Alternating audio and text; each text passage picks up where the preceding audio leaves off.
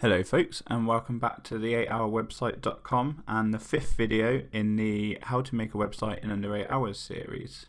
In the last video I showed you how to add images, slideshows and galleries to your website, and in this tutorial we will discuss one of the most important parts of your website, the contact page. I'm going to show you how to add an interactive form to your website so that people can get in touch with you directly through your website, and I'll also show you a couple of the other things that you can use a form for. So first things first, we need to make sure we're in the editor section of Weebly as usual. Once we are, and if you haven't already, we need to add a contact page. Now I've already got one here, as you can see from my navigation bar. But if you haven't, please refer to our second lesson where I teach you how to add a page, and add a page and name it contact. Once you've done that, I need you to go to your contact page, and as you can see, mine's empty here. Start off with a blank template and we'll get started. The first thing we need to do is add a contact form to our website from the elements list in the left hand pane, the same as we've done for all previous elements.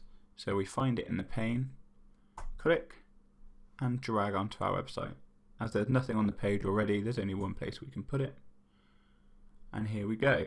So this is the basic contact form element on the page. This element is a little bit more complex than the elements we've been used to, because it's not just one simple element on its own, it's a sort of element group.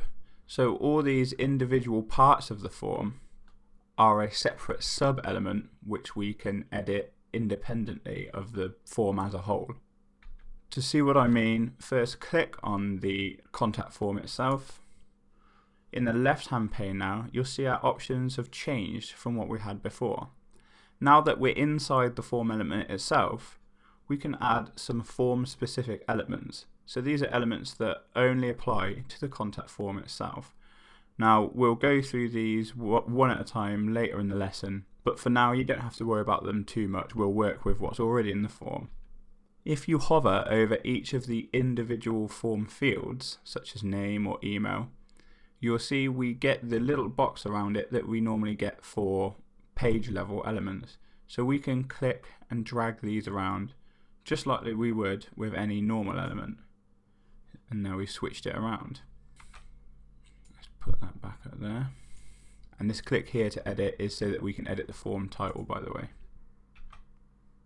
So first I'm going to give the form a little bit of text at the top here, so it's saying please contact us if you have any issues. Now we can edit each of these fields individually. You don't have to stick with the default template elements that they've given you.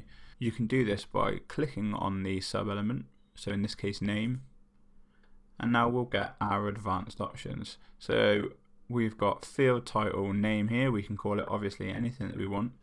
This required flag pops up for any form sub element we have, and basically this flag decides whether or not the customer has to fill in that field in order to be able to send the form. So if required is switched on and it's blue, they can't send the form until they've entered a name. I recommend at least having the email field required, and obviously the comment field if you have it, because you don't want people sending you blank messages.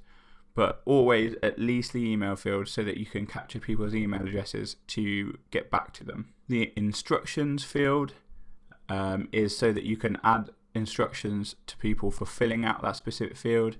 So you probably won't use this for a basic contact form, but if you use the form for anything more complicated, which we'll get to later in the lesson, such as using it for online surveys or an online quotation form, you might need some instructions to help people with some of the trickier elements of your form. And spacing just determines the spacing between the elements. So if you look, you'll get similar options for different fields. Some of them will have slightly different options depending on the type of field, but you'll figure those out as you go along. Now you may want more information from your customer than is allowed by the default form. So if you look in the left hand pane here, we've got extra elements such as address and phone number. So if we drag phone number in for an example and pop that after the name, we see people can enter their phone number, and this little red asterisk next to it means that it's currently required.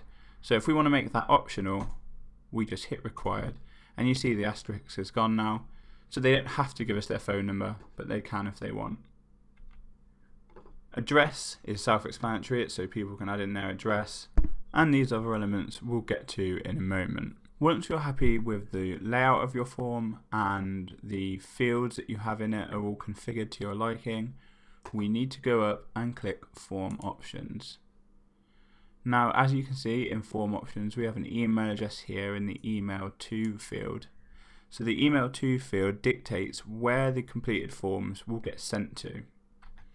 I'd highly recommend setting up a separate email address to your main email address to deal with these. So you may want contact@whatever your website is.com, just because especially if you're expecting a large volume of emails to come to you from your website, it may get difficult to handle in your main email inbox.